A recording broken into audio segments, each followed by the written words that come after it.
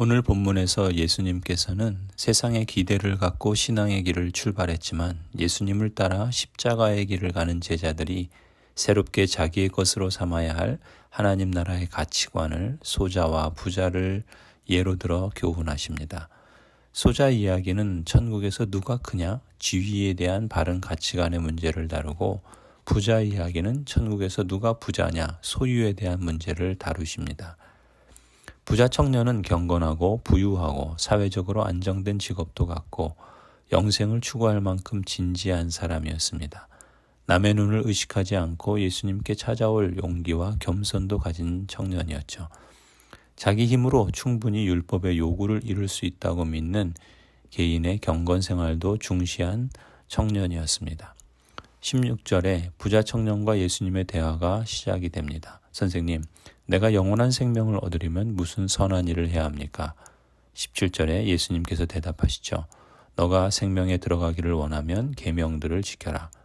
20절에 그 젊은이가 예수님께 말합니다. 나는 이 모든 것을 지켰습니다. 아직도 무엇이 부족합니까? 21절 예수님께서 그 청년에게 말씀하십니다.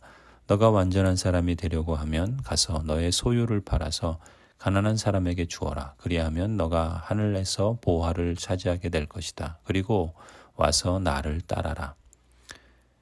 22절 그러나 그 젊은이는 이 말씀을 듣고 근심을 하면서 떠나갔습니다. 그에게는 재산이 많았기 때문입니다. 이 부자 청년이 걸려 넘어진 문제가 무엇인가? 재물에 대한 욕망이 문제일까요? 그럴 수 있습니다. 그러나 이 욕망에서 자유로운 사람은 아무도 없다는 점에서 그것이 근본적인 문제는 아닙니다. 근본 문제는 재물이 그에게 짐이 되었다는 것입니다. 그는 소유에 절대적으로 묶여 있었습니다. 그것이 자기의 존재 근거이고 행위 근거였던 것이죠. 이 젊은이는 무엇을 하여야 영생을 얻을 수 있습니까? 질문했습니다. 말하자면 그에게 소유는 바로 무엇을 하여야와 깊이 연결된 문제였던 것이죠. 그 젊은이는 부를 물려받았든지 사업을 잘했든지 남이 볼 때 무언가 잘해서 소유가 많았습니다. 그것을 놓칠 수는 없었던 것이죠. 영생은 무언가를 잘해서 소유하는 것과 더불어서 주어지는 것이라고 생각했다 봅니다.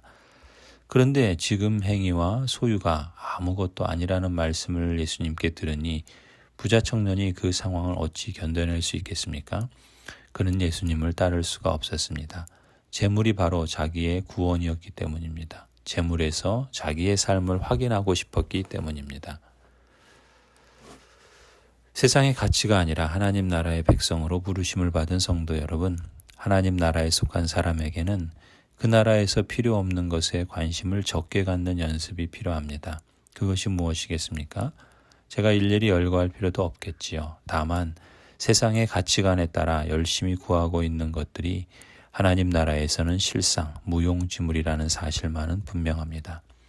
그렇다면 그 나라에서 필요한 것들에 대한 관심을 넓혀갈 필요가 있겠지요. 그것이 무엇일까요? 그 나라에서는 오직 한 가지만 필요합니다. 하나님과의 관계요, 또한 하나님의 뜻에 일치된 삶입니다. 하나님에 대한 예배와 찬양과 신뢰이지요. 오늘 우리의 삶이 어디에 영적인 관심을 집중시켜야 하는지를 연습하는 자리라 이 사실을 우리가 기억할 수 있으면 좋겠습니다. 이어지는 말씀을 보면 안타깝게도 이 부자 청년은 근심하면서 떠나가지요. 떠나간 후에 23절에 예수님께서 이제 제자들에게 말씀하십니다. 내가 진정으로 너희에게 말한다. 부자는 하늘나라에 들어가기가 어렵다. 24절에 거듭 강조해서 예수님께서 말씀하십니다. 내가 다시 너희에게 말한다. 부자가 하나님 나라에 들어가는 것보다 낙타가 바늘기로 지나가는 것이 더 쉽다. 제자들은 예수님의 이 말씀을 듣고 몹시 당황한 것으로 보입니다. 마치 뒤통수를 맞은 듯이 어안이 벙벙했던 것이죠. 그래서 제자들이 예수님께 묻습니다. 부자가 천국에 들어가기 어렵다면 그렇다면 도대체 누가 하나님 나라에 들어갈 수 있습니까? 당시 유대교의 지혜사상에서 재물과 부는 하나님의 축복이요 가난과 빈곤은 하나님의 저주라고 이해했습니다. 가령 부자였던 욥이 고난을 당하게 되자 사람들은 그가 하나님의 저주를 받았다라고 믿었던 것을 보면 알 수 있죠.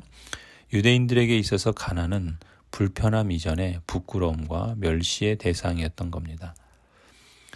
이런 점에서 제자들은 스스로 부자 청년보다 못하다고 여기고 있었던 것으로 보이죠. 부자가 불가능할 것 같으면 그렇다면 그 이외의 사람들은 더더욱 어렵지 않겠는가.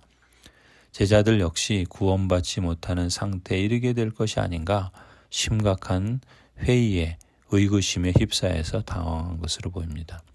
이제까지 고수하던 그들의 가치관이 심각한 도전에 직면한 것이죠. 그래서 당황한 것입니다. 제자들은 앞서 소개된 부자 청년처럼 구원을 무엇을 자신들이 하여야 얻을 수 있다라고 이해했던 것이죠. 돈이 있고 권력이 있고 성공한 것, 그것이 구원받은 사람의 증거요 축복의 결과라고 이해했습니다. 예수님께서는 그것이 아니라고 선언하는 것이죠. 그런 것으로는 불가능하다고 거듭 강조하신 것입니다. 차라리 낙타가 바늘귀로 들어가는 것이 더 쉽다고 말씀하실 정도였습니다. 부자가 하나님 나라에 들어가기가 어렵다는 예수님의 말씀은 왜 그런가? 현실적으로 한번 생각해 보십시오. 부는 영적 생활의 목을 조릅니다. 부를 지키고 늘리는 데 관심을 쏟다 보면 영적 생활이 고갈되기 마련이죠. 또한 부를 어느 정도 소유하게 되면 자신의 삶을 스스로 보장하려는 유혹을 받게 됩니다. 미래의 안전을 보장하려는 욕구는 근심과 염려를 또다시 불러오지요. 세 번째로 부는 우리의 눈을 멀게 할 수 있습니다. 타인의 아픔을 보지 못하게 되기도 하지요. 네 번째로 부는 자신을 지배자로 만들어서 하나님의 자리를 빼앗을 수 있습니다.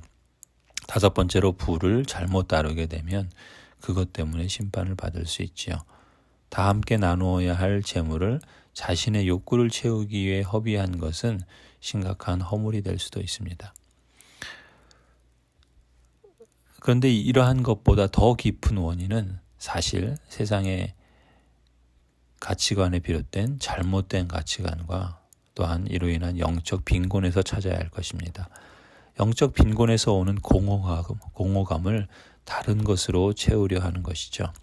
초대교회의 교부들은 영적으로 충만한 사람들은 물질로서 자신을 치장하려 하지 않는다라고 말합니다. 사실 제자들이 기대하는 힘, 권력, 부, 세상이 추구하는 것들을 얻는다고 구원받는 것은 아니죠. 그것이 구원의 증거도 아닙니다.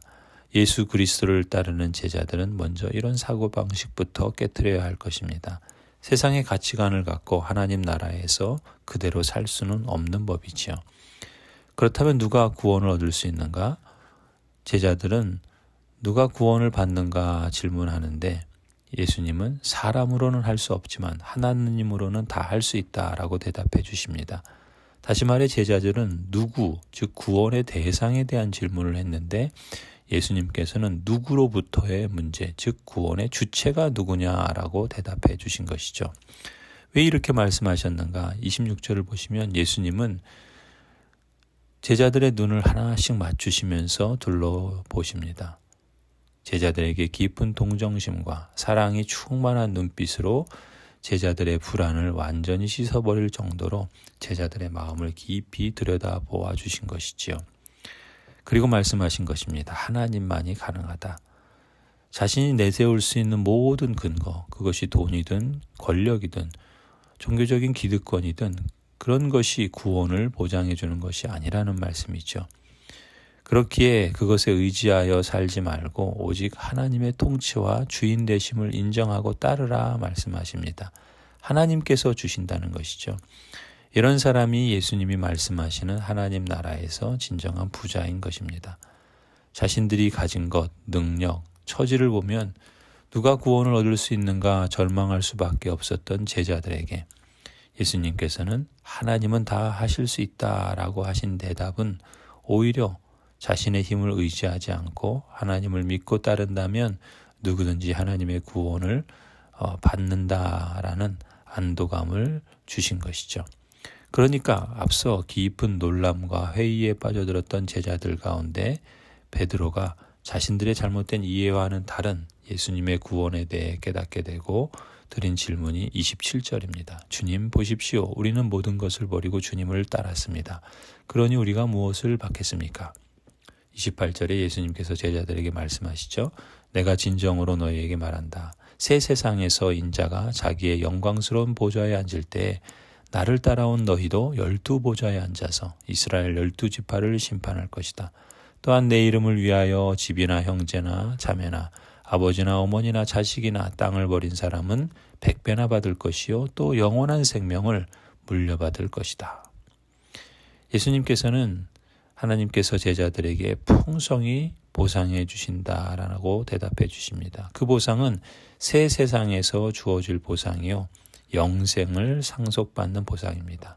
하나님의 통치 아래 모든 풍성함을 누리는 보상, 즉 에덴 동산에서의 그 풍성함, 그보다 더한 하나님의 복을 주신다라는 것이죠.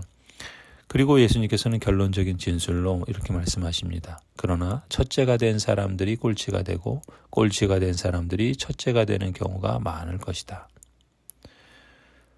먼저 된 사람은 누구이고 나중된 사람은 누구인가? 이 표현은 무슨 의미인가? 많은 교부들은 먼저 된 자는 유대인이며 나중된 자는 이방인을 가리킨다고 이해했습니다. 또 신약학자인 D.A. 칼슨은 이 세상에서 부유하고 권세가 있던 자들이 하나님 나라에서도 역시 더 많은 축복을 누리게 될 것이라는 유대교회의 생각은 낡은 관념이며 이것을 모두 부정하고 그 대신 하나님 나라의 은총을 강조하기 위해서 예수님께서 사용한 표현이라 해석을 하지요. 자신들은 이미 하나님 나라에 도달했다고 믿었던 바리새파 사람들과 율법학자 등 유대 교권주의자들은 마지막 날 그 나라에서 쫓겨남을 당할 것이요. 세리와 창녀처럼 스스로 큰 죄인이라고 느끼고 자신의 무능함과 죄악을 고백하고 오직 주님을 믿고 따르는 사람들은 스스로 하나님 나라에서 멀다고 생각했지만 실제로는 하나님의 은총을 입어 하나님 나라에 들어가게 됨을 의미한다라고 이해합니다. 하나님 나라의 언약 백성으로 부르심을 받은 성도 여러분, 우리는 영적 우월의식과 특권의식을 철저히 경계하고 대신 어린아이와 같은 겸손과 온유와 순결한 영혼의 소유자로서 하나님께서 주신 구원의 은총에 감사하며 그렇기에 세상의 가치와 소유 때문에 삶을 낭비하지 아니하고 오히려 하나님 나라에서 진정한 부자의 삶을 이 땅에서 일상의 의미 있는 일로 채워갈 수 있기를 간절히 축원합니다. 아멘.